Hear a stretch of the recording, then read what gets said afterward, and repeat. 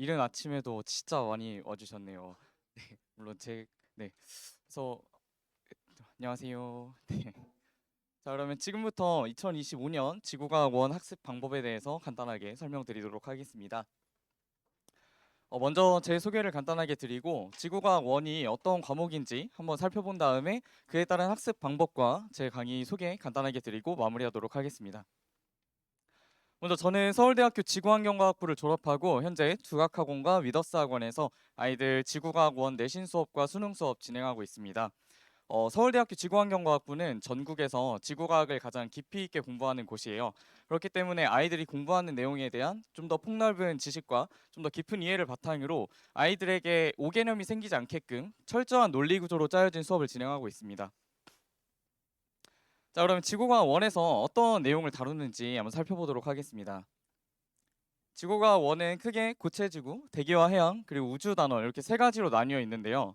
고체지구 단원의 직권의 변동 단원에서는 이제 땅이 어떻게 움직이는지, 땅이 움직이면서 지진, 화산 활동 같은 지각 변동은 어떻게 일어나는지, 그리고 그 땅이 과거에는 어떻게 움직였는지 알아내는 방법 등에 대해서 이제 공부를 하게 되고, 그리고 지구의 역사 단원에서는 과거의 지구는 어떤 환경이었고 어떤 생물들이 살았나에 대해서 이제 알아내는 방법과 또 그를 통해 알아낸 내용들에 대해서 이제 공부를 하게 됩니다. 그래서 대부분 이제 이론적인 내용들에 치중되어 있기 때문에 아이들이 좀 암기 위주로 공부를 해야 되는 단원이에요. 그래서 1학기 때는 보통 이런 식으로 진행이 되고 시험 문제도 실제로 이제 어떤 자료가 주어졌을 때 이 자료가 어떤 개념에 해당하는지 그리고 그 개념에 대한 특징들을 잘 알고 있는지 물어보는 문제들 위주로 출제가 됩니다.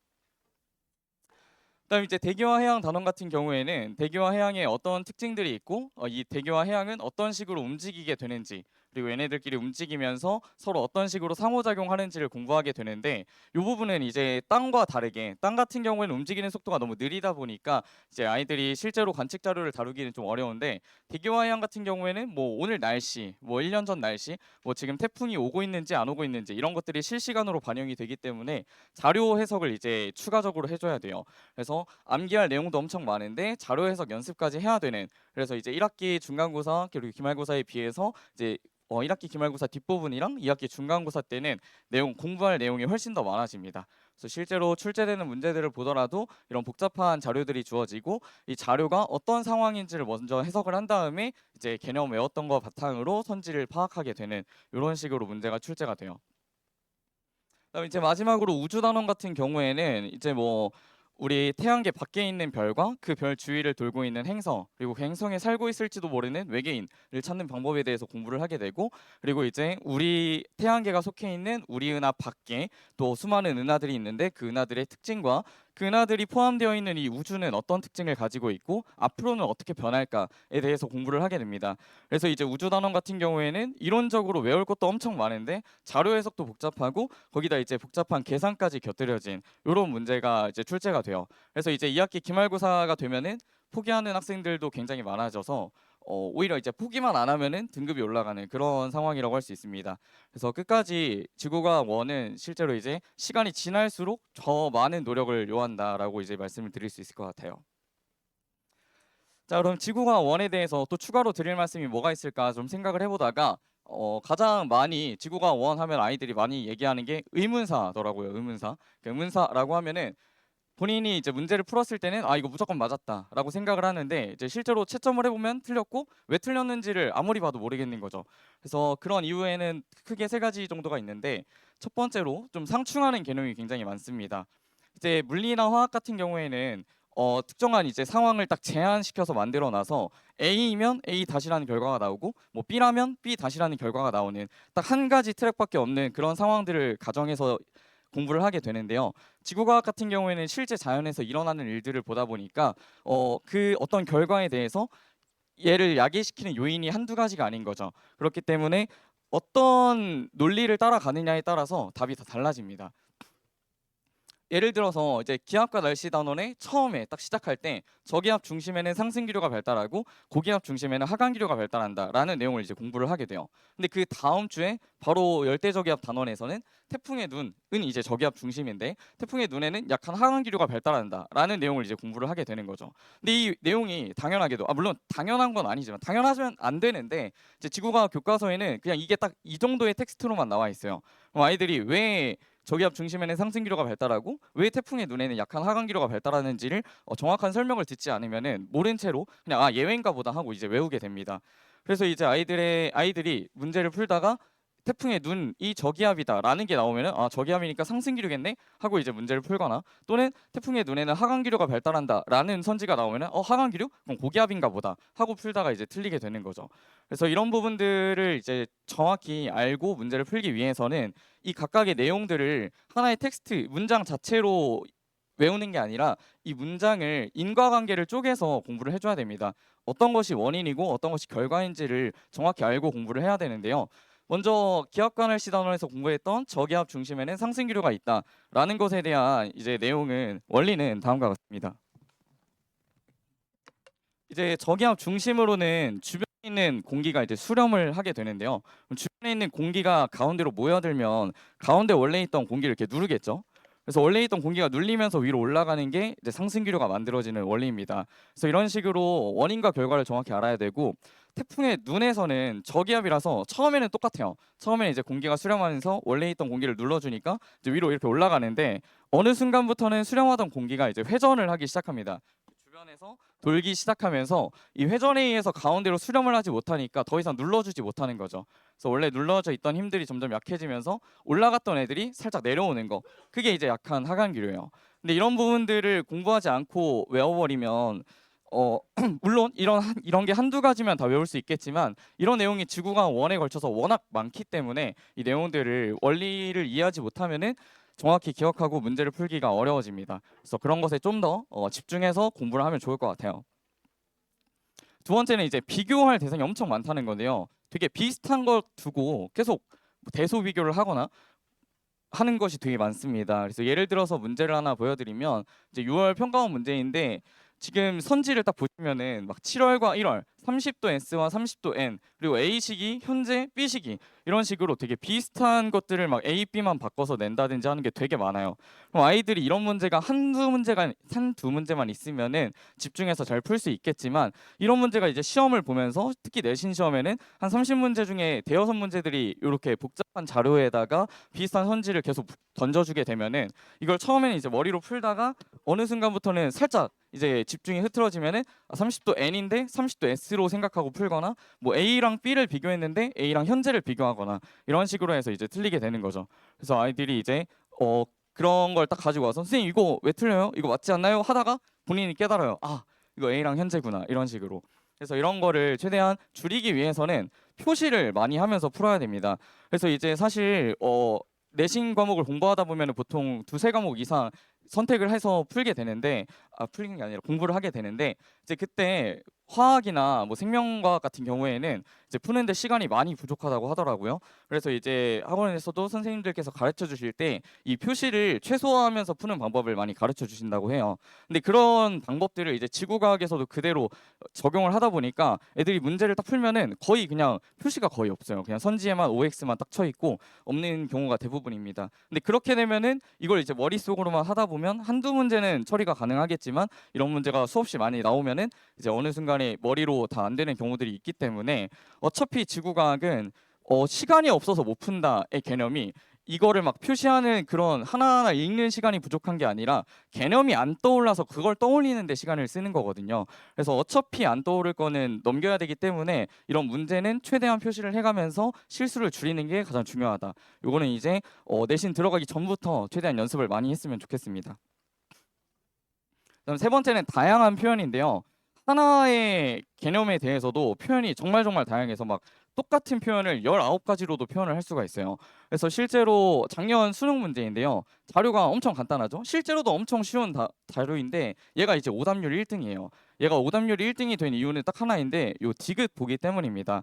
그래서 이 디귿 보기를 보면은 단위 시간 동안 방출하는 에너지 양에 대한 별의 질량이라는 표현이 나왔는데 이 단위 시간 동안 방출하는 에너지 양이라는 말은 광도를 의미해요. 그리고 질량은 수소행유압 에너지 생산량이라는 것을 이제 결정을 하게 됩니다. 그래서 단위 시간 동안 방출하는 에너지 양에 대한 별의 질량이라고 하면은 광도분의 수소행유압 에너지 생산량이 되는데 그게 수명을 의미해요.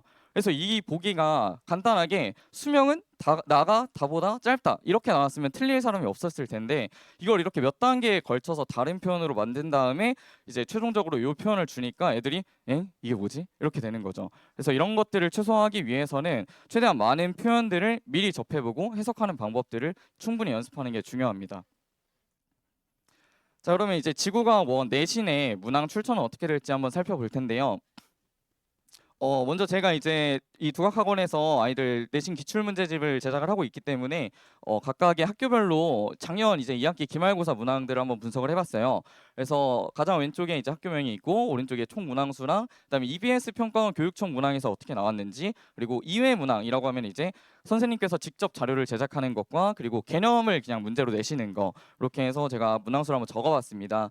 그래서 예를 한번 들어보자면 첫 번째 자작 자료라고 하면 이제 이런 형태를 의미해요. 그래서 직접 이제 이런 자료들을 만드신 다음에 공들여서 그리고 이제 보기를 내시는 거죠. 근데 이게 굉장히 쉽지 않습니다. 그냥 시간을 들이는 것뿐만 아니라 이제 지구과학은 실제 관측되는 자료들을 많이 쓰다 보니까 이렇게 만들다 보면은 오류가 생길 가능성이 진짜 높아요. 그래서 실제로 자작 문항들 중에서는 정답이 수정되거나 또는 복수 정답 처리가 되거나 또는 재시험을 보는 비율이 굉장히 높습니다. 그래서 이렇게 가능한 주제가 딱 정해져 있다. 웬만한 주제들은 이렇게 못 건드립니다.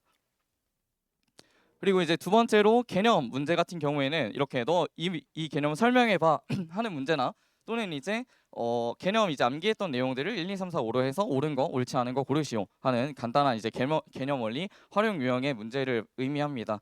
그래서 정말 대다수의 문제는 이런 식으로 이제 이게 왼쪽이 올해 2학기 중간고사 디귿 학교의 문제인데요. 이제 올해 7월 환경평가 실시했던 문제를 그대로 가져오셔서 이제 출제를 하셨습니다.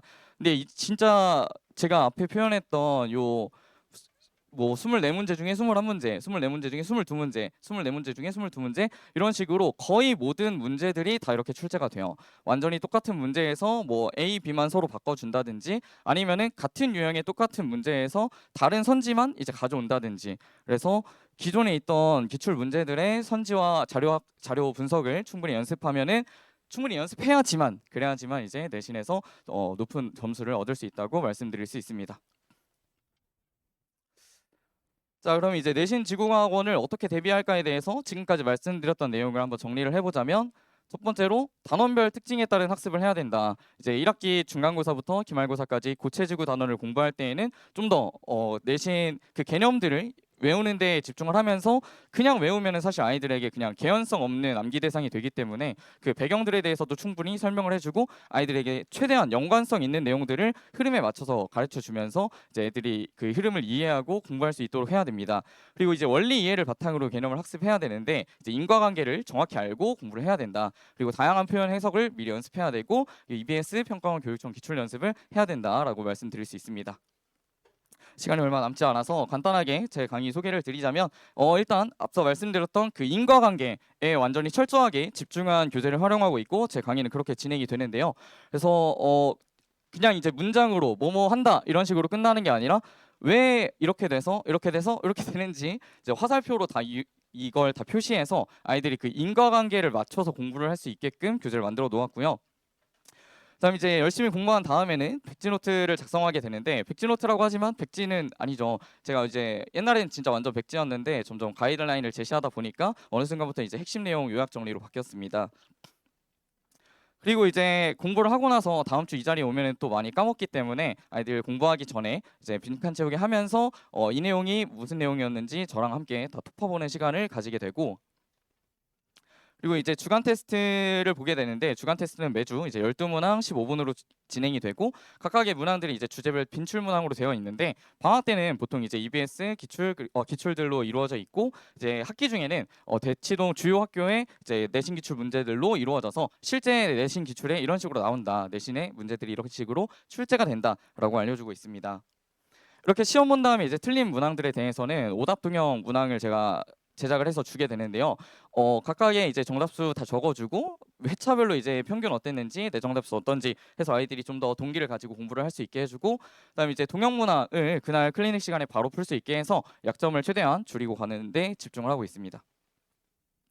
그다음에 이제 아까 말씀드렸던 선지가 되게 중요하다라고 말씀드렸는데 제가 진짜 모든 EBS 그리고 교육청 평가원 문제들 이제 평가원과 교육청 같은 경우에는 06년도부터 현재까지 그리고 EBS는 16년도부터 현재까지 뭐 수능 특강 수능 완성 이외에도 뭐 EBS 파이널 봉투 모의고사 뭐 수능 특강 Q 그다음에 뭐 있죠? EBS 만점 마무리 이런 것들 다 제가 다 분석해서 똑같은 유형의 자료에 대해서 적용될 수 있는 모든 선지를 다 종합을 해놨습니다. 그래서 아이들이 이걸 미리 보고 가야지만 학교 시험에서 그걸 풀어내는데 시간을 쓰지 않고 바로바로 풀어서 시간 내에 다 풀 수 있다라고 말씀드릴 수 있습니다.